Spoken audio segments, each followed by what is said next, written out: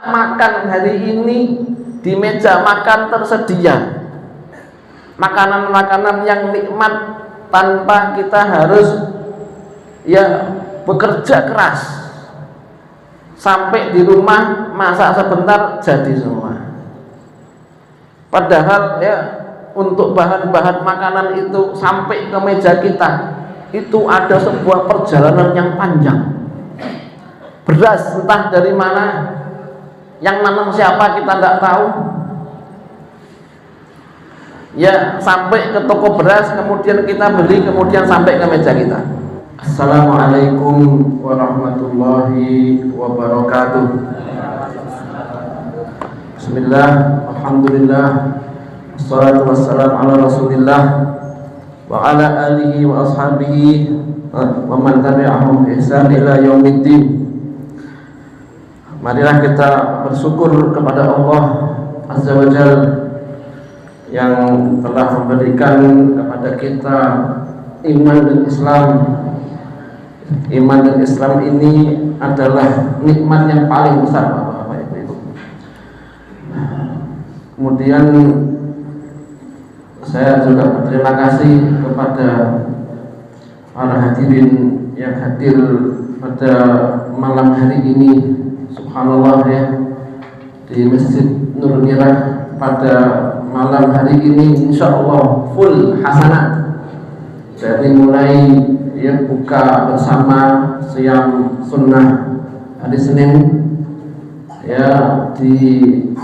kemudian diikuti dengan sholat qabliyah maghrib, kemudian sholat maghrib berjamaah, lalu sholat ba'diyah maghrib diniati sambil menunggu isya. Tambah lagi dengan mendengarkan pelajaran-pelajaran penting tentang dinul Islam yang membuat kita menjadi lebih dekat kepada Allah Subhanahu wa taala. Semoga Allah Subhanahu wa taala menerima amal soleh kita.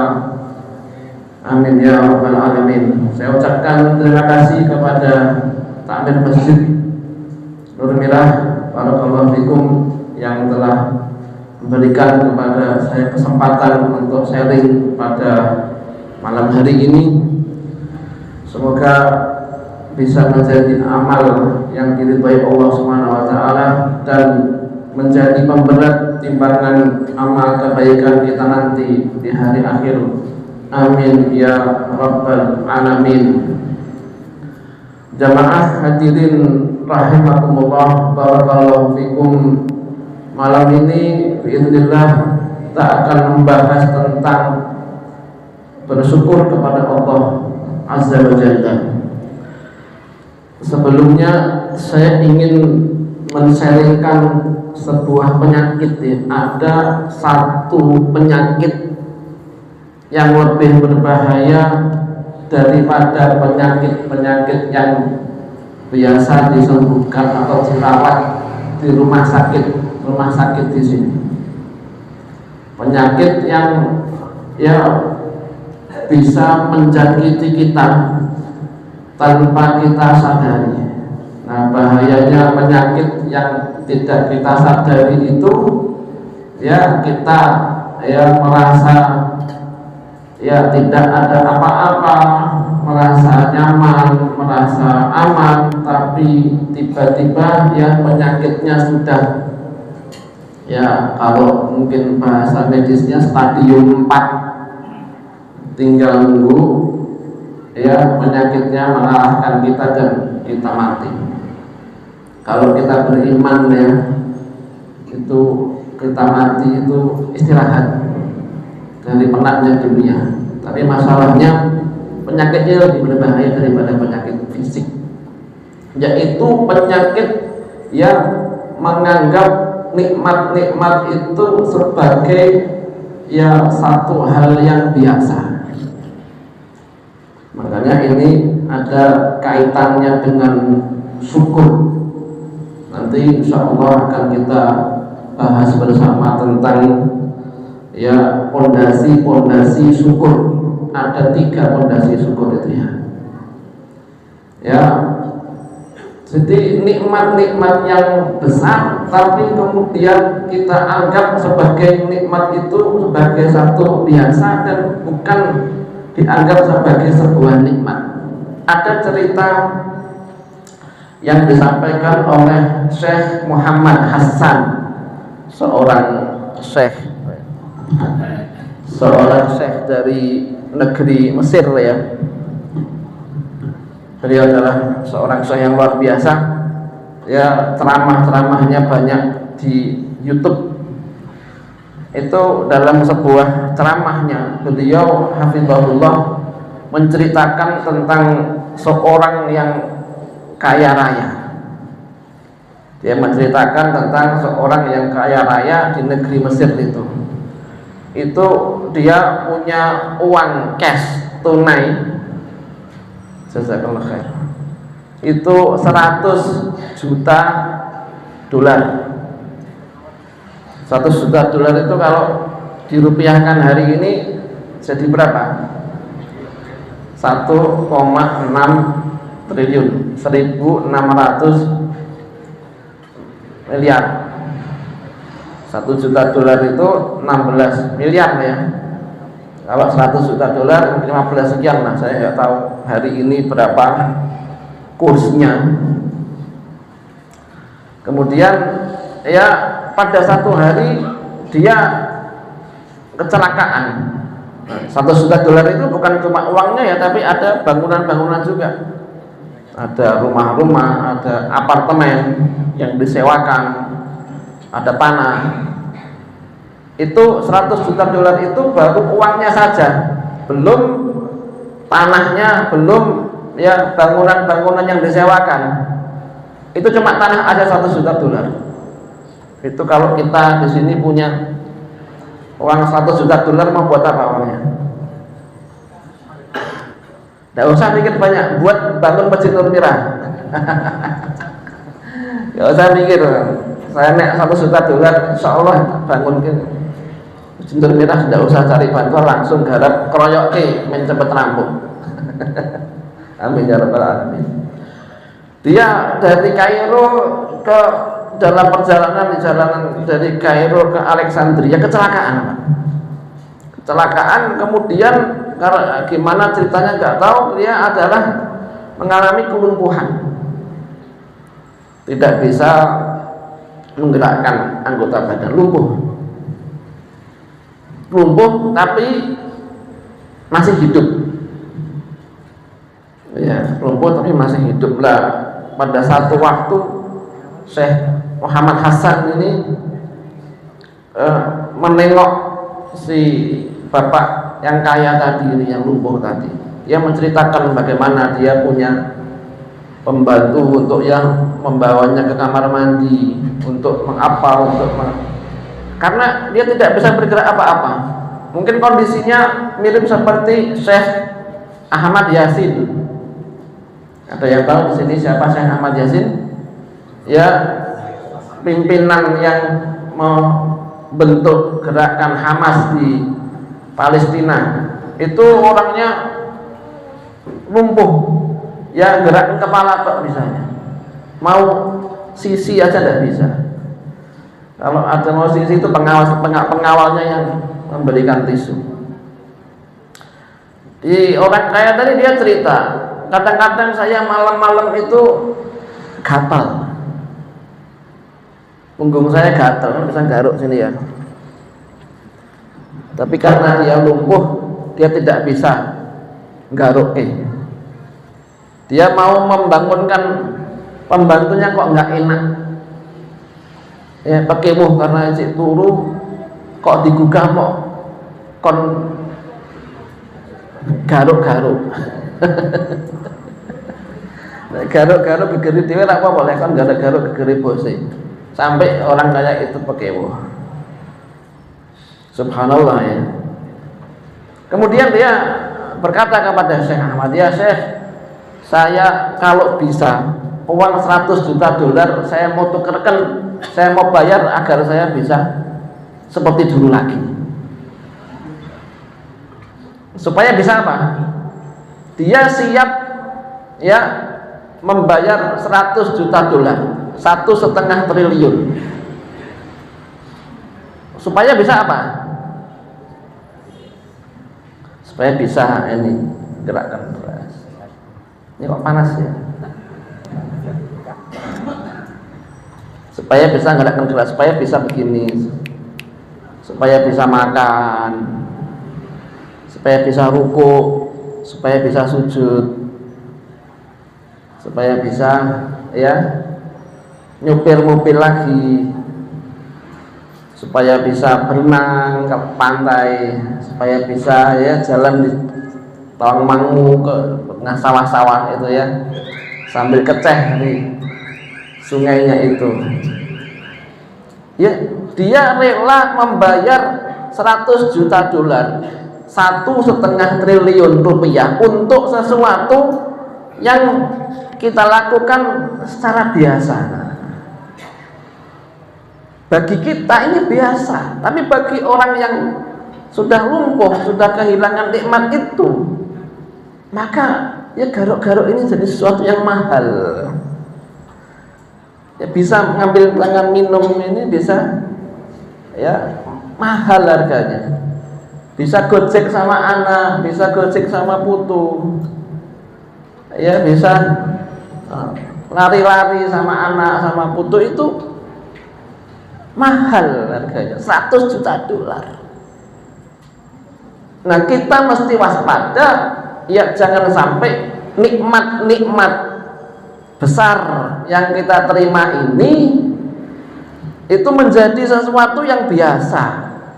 Karena apa? Karena ya sudah sering kita lakukan, kita sering makan, kita sering minum, kita sering berjalan ke masjid, perjalanan keluar kota, perjalanan kemana, ke satu ke sini dan sebagainya.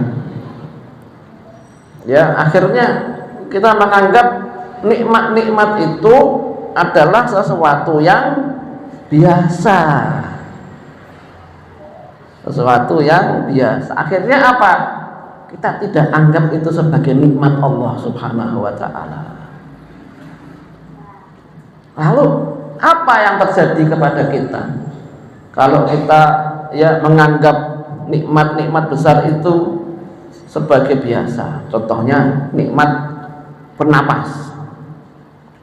Kalau di sini ada yang ya berprofesi menjadi dokter, bisa nanti ya menerangkan tentang bagaimana paru-paru itu bekerja, bagaimana proses paru-paru itu, udara itu masuk ke dalam darah. Ya, kalau ya tidak ada oksigen yang masuk ke tubuh kita 5 menit saja, itu kita mati. Ya, mati, karena seluruh tubuh kita ini membutuhkan oksigen. Oksigen ini nikmat atau bukan? Nikmat. 1 menit kita bernapas sekitar berapa kali? Saya pernah lihat di Google itu sekitar 20 kali. 20 kali. Kali 6 berapa? Kali 6 berapa? 120. Kali 60 berarti 1200. 1 jam itu kita bernapas 1200 kali. 1 hari berapa kali? Kali 24 ya. Coba dikali 24 ya. Ya. 24 dikali 1200 ya. 20 kali 60, 1200 dikali 24. Nah, 20 ya mungkin sama kalau tidur itu ya napasnya tidak sampai segitu. Mungkin enggak sampai 20 kali per menit. Ya. 1200 dikali 60 berapa? 28.800. Ya mungkin 25.000 kali dalam 1 hari. 1200 dikali 24. 28.800. Ya taruhlah kalau pas tidur itu kita napasnya tidak seperti itu. Berarti berapa? Taruh 25.000 kali dalam satu hari. Itu nikmat nggak? Tapi ya apakah kita ya sering mensyukuri nikmat napas itu?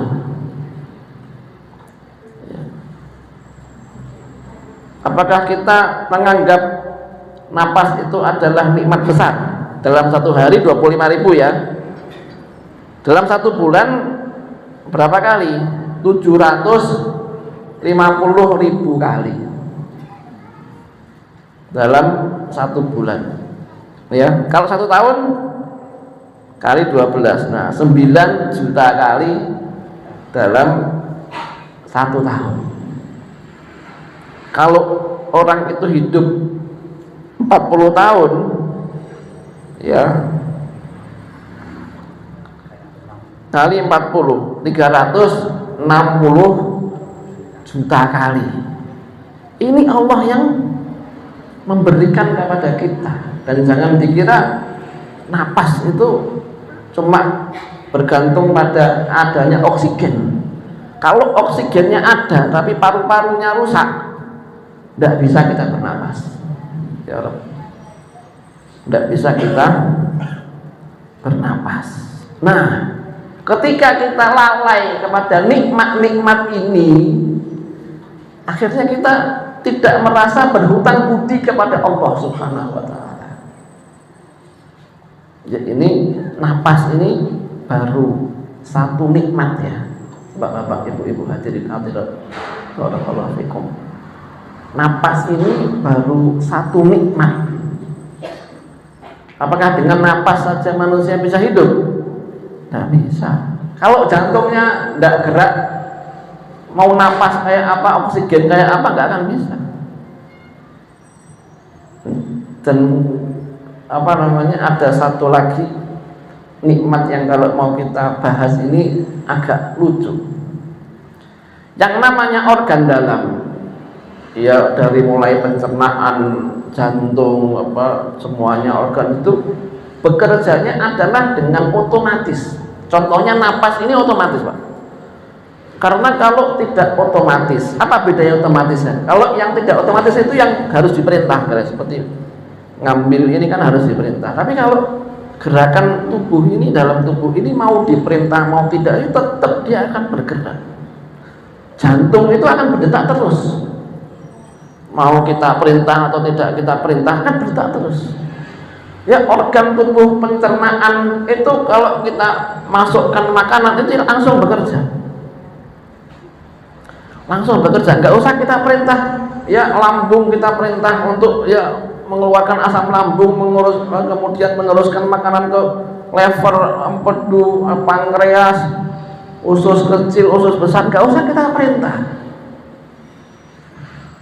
Itu sudah bekerja sendiri. Ya, itu bekerja sendiri.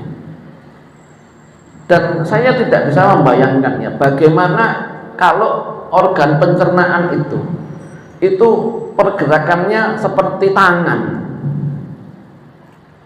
harus kita perintah. Jadi ya kalau kita masukkan makanan itu kita harus merintah usus untuk mengeluarkan asam lambung. Wah, naik ngono ora sida mangan, Pak. Sak sendok pertama, sendok kedua ditelan, ini harus bekerja. Wah, ora sida mangan. Ya, kemudian ya kalau misalkan ya sistemnya itu dimakan semua, baru kemudian wah itu kalau habis makan itu ya orang-orang itu pada nongkrong tengok-tengok di pinggir jalan karena apa? Ngunyah. Ya, dari merintahkan ini asam lambung, pankreas, lever dan sebagainya, terus sampai ke ginjal dan sebagainya. Ya kalau makan di rumah makan itu, setelah makan itu nongkrong sih, tengok-tengok sih, apa ini masih mau ngunyah kok, masa mau diusir. Akhirnya orang mau makan lagi tidak bisa. Karena kita bernapas 25.000 sekali, 25.000 kali dalam sehari, 9 juta kali dalam satu tahun. Akhirnya kita tidak menganggap napas itu sebagai nikmat. Ya. Karena kita makan 3 kali sehari, makannya 3 kali sehari ya. Kalau ngombenya berapa kali? Berkali-kali ya. Selama 1 tahun, selama sekian puluh tahun, akhirnya kita tidak anggap sebagai sebuah nikmat. Ya kita makan nasi ya. Tadi lawe apa buka puasa? Ayam apa? Ayam? Ayam sayur pedes. Bapak yang makan ini itu melihara ayamnya enggak? Ikut melihara ayamnya enggak? Ikut tanam, ikut tandur sayurnya enggak? Oh? Enggak. Ikut ya nanam berasnya enggak? Enggak. Kita makan hari ini di meja makan tersedia makanan-makanan yang nikmat tanpa kita harus ya bekerja keras. Sampai di rumah masak sebentar jadi semua.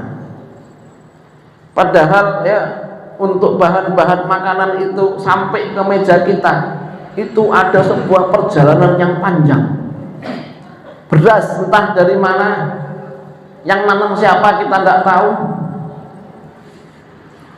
Ya sampai ke toko beras, kemudian kita beli, kemudian sampai ke meja kita.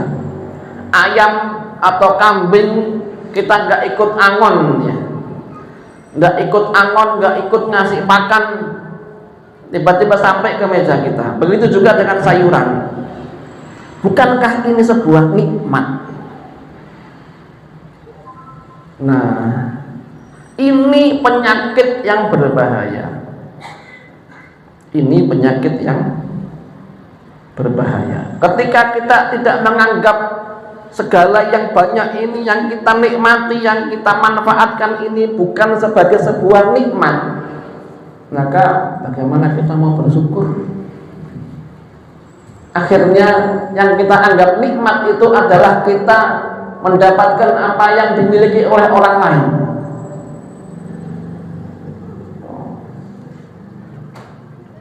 Kemewahan-kemewahan yang ada pada orang lain membuat kita silau, dan akhirnya kita merana dan tidak mensyukuri nikmat-nikmat Allah yang sudah ada kepada kita, yang diberikan Allah Subhanahu wa ta'ala kepada kita.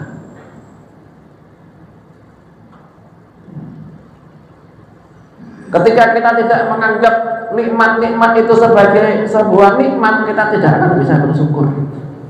Karena pondasi syukur itu ada 3. Pondasi syukur itu ada 3. Yang pertama, syukur dengan hati. Yaitu apa? Menganggap nikmat-nikmat itu adalah dari Allah Subhanahu wa ta'ala. Wa ma bikum min ni'matin fa minallah. Setiap nikmat yang engkau rasakan itu adalah semuanya adalah dari Allah Subhanahu wa ta'ala. Ya, maka ya kita mesti ya menganggap itu sebagai sebuah nikmat yang datangnya dari Allah Subhanahu wa ta'ala. Ya. Itu adalah sebuah nikmat yang harus kita anggap sebagai sebuah nikmat. Nah, tanpa itu kita tidak bisa ya mensyukuri Allah. Kenapa? Karena kita tidak menyadari itu sebuah nikmat. Seperti siapa contohnya? Contohnya adalah Qarun. Di sini ada yang kenal Qarun? Jangan sampai ya. Ya. Jangan sampai ya. Ya, jangan sampai. Jangan sampai kenal sama Qarun. Kita nggak kenal Qarun, tapi kita tahu Qarun. Kita tahu Qarun diceritakan oleh Allah Subhanahu wa ta'ala. Ya, jangan sampai kita kenal Qarun apalagi nanti ya dibangkitkan bersama Qarun nanti di hari kiamat. Ya. Qarun itu dia ya ketika dia mendapatkan nikmat yang luar biasa, itu dia mengatakan innama utituhu ala ilmin indi. Sesungguhnya aku diberi karena ilmuku, bukan karena Allah. Sebetulnya ada dua pendapat ya. Yang pertama ya maknanya itu adalah ilmunya Qarun. Aku dapat ini adalah karena ilmuku, aku pintar kerja. Jadi sekarang itu orang-orang yang duitnya banyak itu kalau bikin status itu kerja aja males. Ini golek duit gampang, yang penting orang males. Subhanallah ya, kalau dia niatnya benar ya tidak apa-apa, tapi kalau karena dia kesombongannya menganggap yang lain itu males, keliru. Karena sesungguhnya dia mendapatkan seperti itu adalah dari Allah Subhanahu wa taala, bukan karena dia giat bekerja. Banyak cerita ya, orang yang tadinya nelongso, kiri keser-keser, tiba-tiba karena kenal sama seseorang akhirnya jadi kaya raya, banyak gitu, akhirnya terus kemari. Kerja, ojo males. Nek karepe mesti untuk karep kerja mesti untuk rezeki lah. Biar nek karep pas kowe kere ya piye? Karena Allah Subhanahu wa taala. Yang pendapat kedua adalah innama uti itu ala ilmin indi, bahwa Allah tahu saya layak mendapatkannya. Makanya kita ingat ya kalimat-kalimat yang sering diucapkan di statusnya, memantaskan diri. Aku pantas maka Allah ngasih karena aku pantas, bukan karena karunia Allah. Kalau bicara pantas kita nggak ada yang pantas itu. Karena apa? Kalau kita mau dihitung dosa kita, selesai kita kalah kita. Dosa kita ya, kesalahan kita dengan amal ibadah kita bubar kita. Tapi karena Allah itu maha baik, kita tidak ada hitung-hitung seperti itu. Ini mengakui sebagai nikmat. Kemudian yang kedua adalah menceritakan nikmat itu. Wa amma bi ni'mati rabbika fahadits. Tadi surat Duha tadi ya, subhanallah. Surat Ad-Duha itu surat yang luar biasa ya, dan seluruh surat Quran itu luar biasa sebetulnya. Tapi karena kita aja yang tidak tahu artinya, tidak tahu tafsirnya, tidak tahu maknanya, jadi tidak bisa mendapatkan keajaiban dan luar biasanya ayat Al-Quran. Ceritakan nikmat Allah. Saya nggak mau menceritakan, Pak, karena apa? Takut nanti sombong. Beda. Sombong dengan menceritakan nikmat itu beda. Ya, dengan pamer itu ya, sombong itu kan pamer ya, seperti Qarun itu ya, memamerkan ya hartanya dengan penuh kebanggaan. Ya, menceritakan nikmat berbeda dengan pamer dan sombong. Sombong itu adalah dia merasa lebih baik dari orang lain dan dia meremehkan kebenaran, menolak kebenaran. Ya, dalam hadis Nabi SAW bersabda, tidak akan masuk surga orang yang dalam hatinya ada sebiji sawi kesombongan. Ngeri ya, ngeri banget ya. Sebiji sawi kesombongan itu tak boleh ada, bisa membuat orang tidak masuk surga, ya, menghalangi orang dari kebahagiaan abadi. Kemudian sahabat bertanya, ya Rasulullah, inna rajula yuhibbu an yakuna thawbuhu hasanan wa na'luhu hasanatan. Ya Rasulullah, orang itu kepengen bajunya itu bagus, kepengen sandalnya itu bagus, ya kepengen mobilnya bagus. Kalau sekarang kudanya bagus, sekarang kuda mahal ya. Saya punya temen itu, dia ngimpor kuda Pak dari Belgia, itu harganya 500 juta lebih. Tapi itu bukan kesombongan. Orang punya baju bagus bukan kesombongan. Ya dia uangnya bukan korupsi, uangnya bukan mencuri. Kok kemudian subhanallah ya dibilang sombong. Ya sandalnya bagus, sepatunya bagus. Kayak apa kok ora tau kerja ning omah terus turu kok ditagah. Lah ki ojo-ojo. Kenapa? Pesugihan kuwi ojo-ojo. Coba nek malam Jumat delok ning kok. Nek malam Jumat kok lak lunga, padahal lungane pengajian. Nah, dituduh apa? Menjalankan syarat pesugihan. Itu iri. Orang punya uang dikasih Allah Subhanahu wa taala. Kalau Allah tuh mau ngasih jalannya banyak. Itu nikmat. Ya, bukan sombong. Menceritakan nikmat berbeda dengan sombong. Kecuali memang dia ada kesombongan dan menceritakan nikmat itu adalah dalam rangka dia yang menunjukkan kesombongannya. Ya. Kemudian bersyukur dengan lisan adalah ya mengucapkan alhamdulillah. Dan ucapan alhamdulillah ini ucapan yang luar biasa.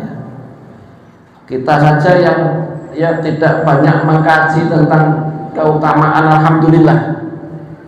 Ya, kalau dalam hadis Nabi sallallahu alaihi wasallam ya walhamdulillah tamlaul mizan.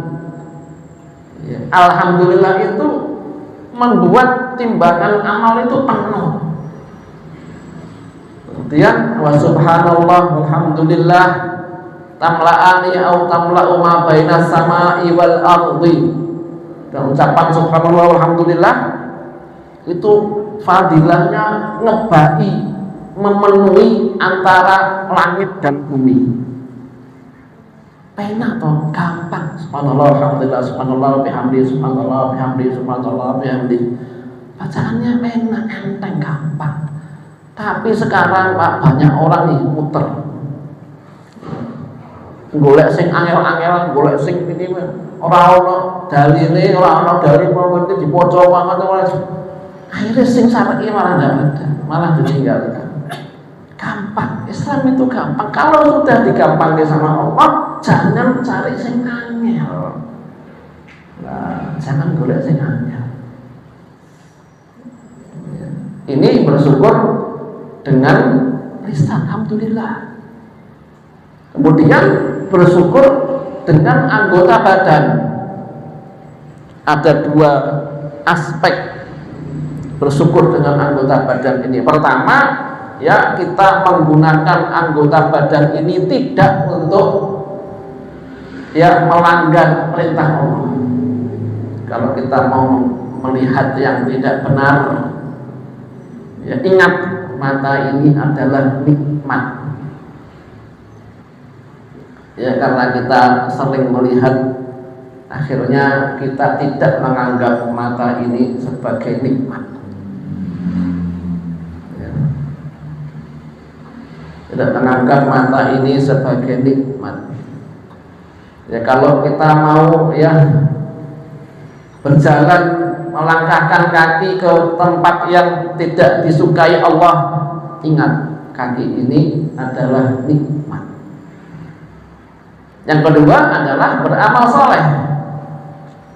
Ya melaksanakan amalan-amalan yang dicintai Allah Subhanahu wa ta'ala. Karena apa? Dorongan untuk berterima kasih. Bertasbih itu niatnya berterima kasih kepada Allah.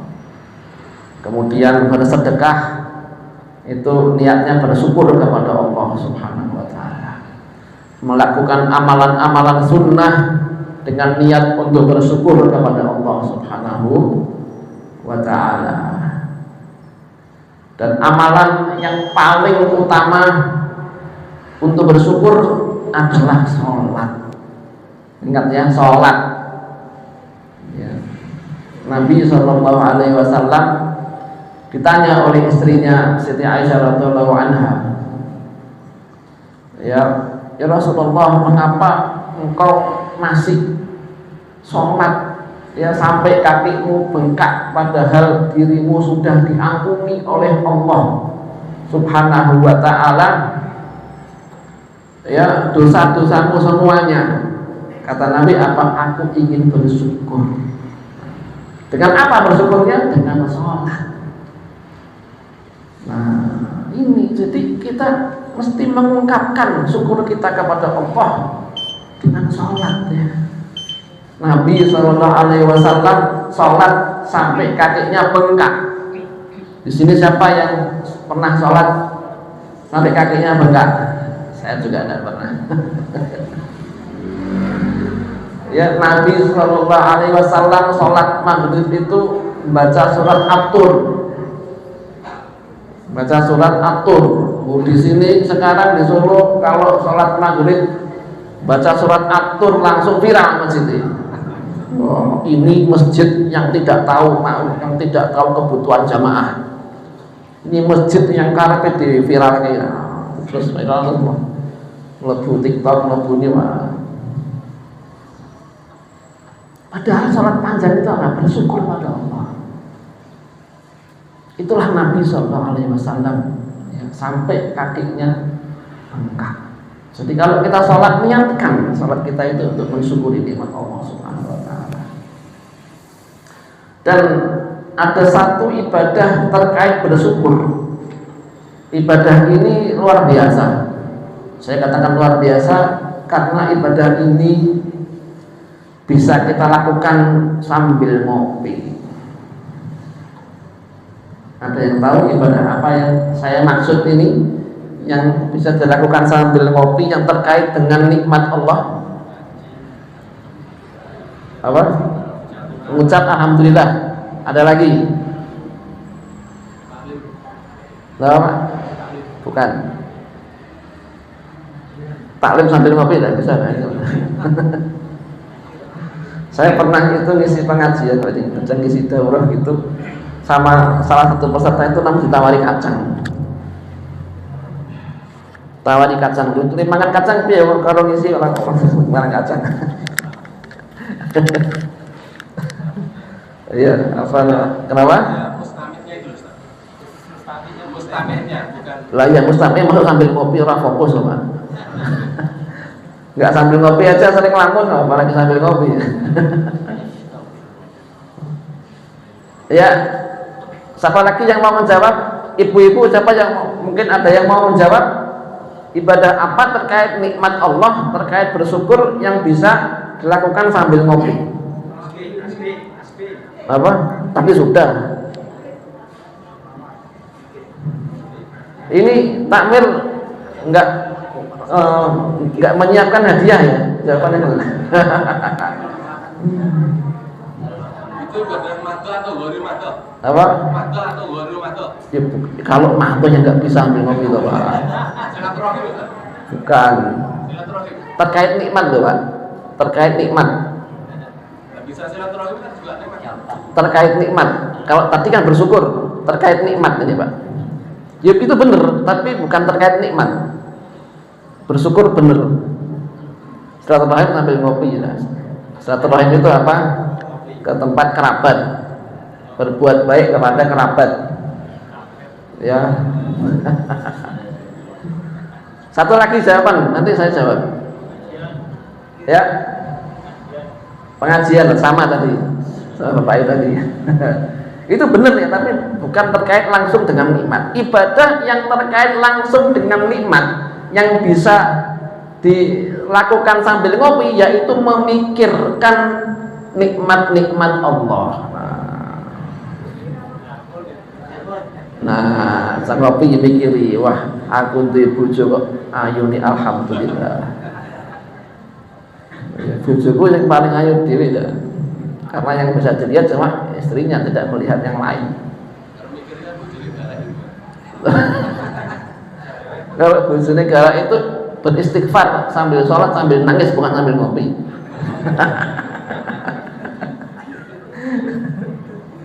Ya, ada satu ungkapan dari ulama sepertinya Umar bin Abdul Aziz kalau saya tidak ingat, bahwa memikirkan nikmat Allah adalah ibadah, termasuk ibadah yang paling afdal. Mengapa? Karena semakin sering kita memikirkan nikmat Allah, maka kita semakin merasa berhutang budi kepada Allah. Akhirnya kita merasa ingin berterima kasih kepada Allah, akhirnya semangat kita beribadah kepada Allah Azza wa Jalla. Dan ibadah berpikir ini ibadah yang jarang diingat oleh banyak orang. Banyak orang yang tidak tahu bahwa ya berpikir itu ibadah, apalagi berpikir tentang hal-hal yang penting, tentang makna hadis Nabi, tentang makna ayat Al-Quran, tentang nikmat Allah, tentang dosa-dosa kita di masa lalu. Itu ibadah.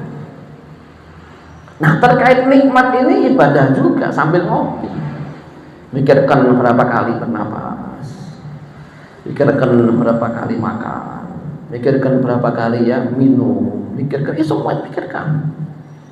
Ya, bisa sekolah, bisa ini, bisa itu, punya ini, punya itu, punya dan sebagainya, pikirkan, dan itu gak akan habis. Orang entek-entek.